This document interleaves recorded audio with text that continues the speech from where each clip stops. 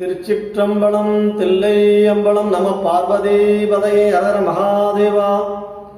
அன்பார்ந்த மெய்யன்பர்கள் அனைவருக்கும் தொட்டியம் ஈசான மருத தேசிகின் பணிவான வணக்கத்தினை தெரிவித்துக் கொண்டு அருட்குருநாதர் சிருஷ்டி தத்புருஷ சரவண பவானந்த தேசிகர் ஐயாவின் திருவடி தாமரைகளை சிறமேற்கொண்டு தினமும் தெய்வ சீக்கிலார் இயற்றிய திருத்தொண்டர் என்கின்ற பெரிய புராணத்தை சிந்தித்துக் கொண்டிருக்கின்றோம். அந்த வகையிலே இன்று நால்வர் பெருமக்களிலே ஒருவராக இருக்கக்கூடிய மாணிக்கவாசகர் குருவருளை எவ்வாறு பெற்றார் என்பதனை பற்றி சிந்திக்க இருக்கின்றோம். அந்த வகையிலே இன்று தெளிவு குருவின் திருமேனி காண்டல், தெளிவு குருவின் திருநாமம் செப்பல், தெளிவு குருவின் திருவார்த்தை கேட்டல், தெளிவு குருவுரு சிந்தித்தல் தானே. பூணியர்கோன் வெப்பொழித்த புகழியோர்கோன் கடல் போற்றி, ஆளிமிசைகள் மீதப்பில் அணிந்த பிரான் அடி போற்றி, வாழி திருநாவலூர்வன் தொண்டர் பதம் போற்றி, ஊழிமணி திருவாத ஊரர் திருத்தாள் போற்றி, தொல்லை இரும்பிரவி சூடும் தடை நீக்கி அல்லல் அறுத்து ஆனந்தம் ஆக்கியதே, எல்லை மறுவா நெறியடிக்கும் வாதவூர் எங்கோன் திருவாசகம் என்னும் தேன். இப்படி ஊனுருக உள்ளமுருக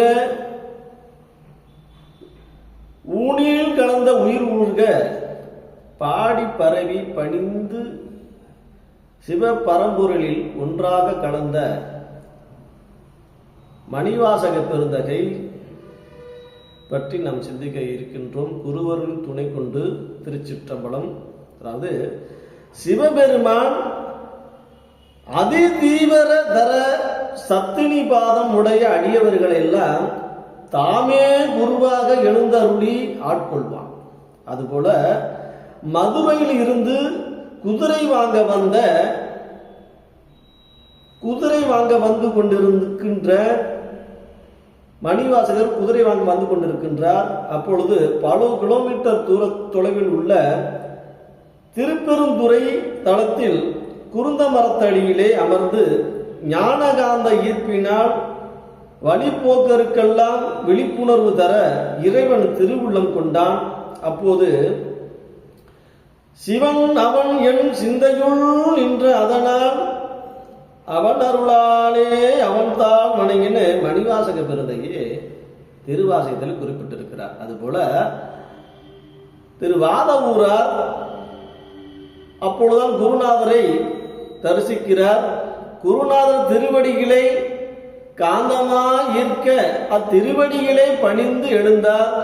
அப்பொழுது சிவபெருமான் குருவாக வந்து சிவஞானக்கண் நயன தீட்சையும் மலர்கரங்களால் பரிச தீட்சையும் உபதேச திருமுகம் வாசக ஞான தீட்சையும் அருளி மணிவாசக பெருந்தகையை ஆட்கொள்ளுகிறார்.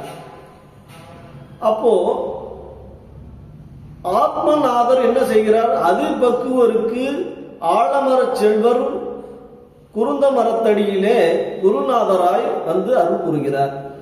அப்போது மணிவாசக பெருந்தகை ஞான உபதேசம் பெற்றவுடன் அவர் அடியார் தேனொழுகும் பாடலை குருநாதர் கேட்கிறார். மணிவாசகர் பாடிக்கொண்டே இருக்கிறார். அப்பாடலை குருநாதர் கேட்டு மணிமணியாக வாசித்துக் கொண்டு இருக்கிறார் என்பதனாலே குருநாதர் என்ன பண்றாரு? மாணிக்க வாசகன் என்னும் தீட்சா நாமத்தை அளிக்கிறார் இறைவனை.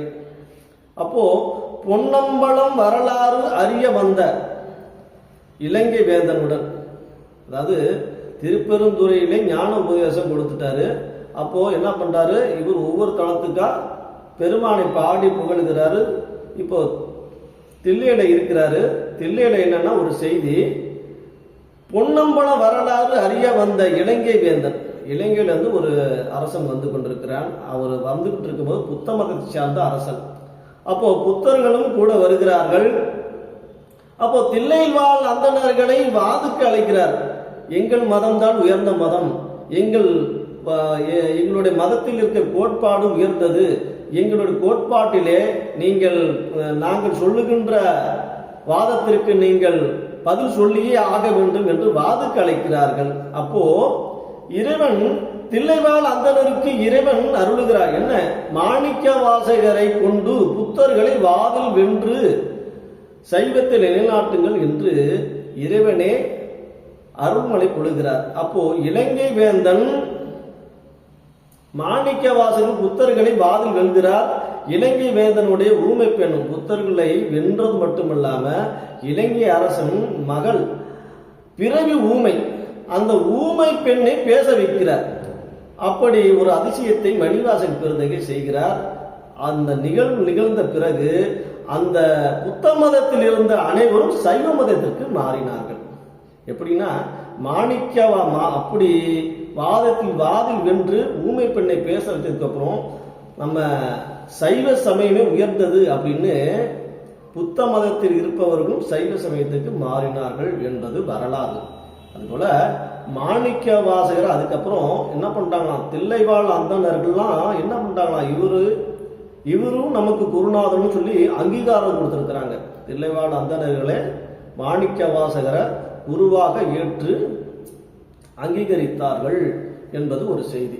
அப்படி இருக்கின்ற பட்சத்தில் வள்ளலார் பெருந்தகை இவரை பற்றி எப்படி பாடுகிறார்னா, வான்கலந்த மாணிக்க வாசக நின் வாசகத்தை நான் கலந்து பாடுங்கான், நற்கரும் பஞ்சாற்றினிலே தேன் கலந்து பால் கலந்து செடும் கனி தீஞ்சுவை கலந்து என் ஊன் கலந்து உயிர் கலந்து உவட்டாமல் இனிப்பதுவே என்று ஊன் உருக பாடி பரவுகிறார் வள்ளற் பெருந்தகை. அப்படி இருப்பது இது ஒரு செய்தி. அது மட்டுமல்ல, திருவாசகத்தை என்ன பண்றார், ஒரு அந்தனொரு வடிவத்தில் இறைவனே வருகிறார். திருவாசகத்தை நாட்டு புலவராய் வந்து தம் கைப்பட எழுதி அதில மாணிக்க வாசகன் சொல்ல எழுதியது அழகிய திருச்சிற்றம்பலம் உடையார் என்று எழுதி கையொப்பமிட்டு சிற்றம்பலத்திலே வைத்தார் இறைவன். அப்போ நிறைமொழி மாந்தர் பெருமையை மறைமொழியாலே உலகிற்கு காட்டினார் சிவபெருமான். இத கோகலி ஆண்ட குருமனிதன் தான் வாழ்க என்றும் 61 அவனியிலே வந்து குருவரன் ஆகி அருளியது என்றும் ஆடக மதுரை அரசே போற்றி கூடல் இலங்கு குருமணி போற்றி என்றும் மாணிக்க வாசகர் குருவாக வந்து இறைவன் குருவாக வந்து அருள் புரிந்த இறைவனை போற்று பணிந்து பரவுகிறார். அது மட்டுமல்ல, நமச்சிவாய வாழ்க நாதன் தாழ் வாழ்க என்பது திருவாசகம். திருவாசகத்துல சிவனோடு ஒக்கும் தெய்வம் தேடினும் இல்லை என்பது திருமூலர் வாக்காகும். அப்போ அச்சிவ பரம்பொருளே குருவடிவாய் வந்து குவளையமெல்லாம் எழுந்தருளி செழிக்க செய்கிறது. ஆன்மா ஈடு ஏற்றத்திற்கு குரு எவ்வாறெல்லாம் துணை நின்று ஞான பிரகாசமாய் விளங்கி ஞானமொழி பொழிகிறார் என்பதனை மணிவாசகர் பெருமாள் வரலாற்றை நமக்கு நிலைநிறுத்துகிறது. அப்போ குரு எந்த அளவிற்கு நமக்கு முக்கியம் என்பதனை மணிவாசகர் பெருந்தகை வரலாற்றிலும் தெரிந்து விடலாம். அதனால் குருவே சிவம் என்பது நந்திய பெருமான் சொன்ன வாக்கு. குருவே சிவம், குருவே நமக்கு எல்லாம் துணையாக இருக்க வேண்டும் என்பதற்காக குருவர்களை போற்றி இன்றும் பணிந்து நாம் குருவை போற்றி இந்நாளும் குருவை போற்றி கொண்டே இருக்க வேண்டும். தெளிவு குருவின் திருமேனி காண்டல், தெளிவு குருவின் திருநாமம் செப்பல், தெளிவு குருவின் திருவார்த்தை கேட்டல், தெளிவு குரு சிந்தித்தல் தானே. நாளை திருத்தொண்டர் புராணத்தை பற்றி சிந்திப்போம் ஆக. திருச்சிற்றம்பலம், தில்லையம்பலம், நம பார்வதி பதையே. அரகர மகாதேவ அருள்குருநாதர் சிவஸ்ரீ தற்புருஷ சரவண பவானந்தர் தேசிகரையா குருவே சரணம், குருவடி சரணம். திருச்சிற்றம்பலம். நாளை சந்திப்போம்.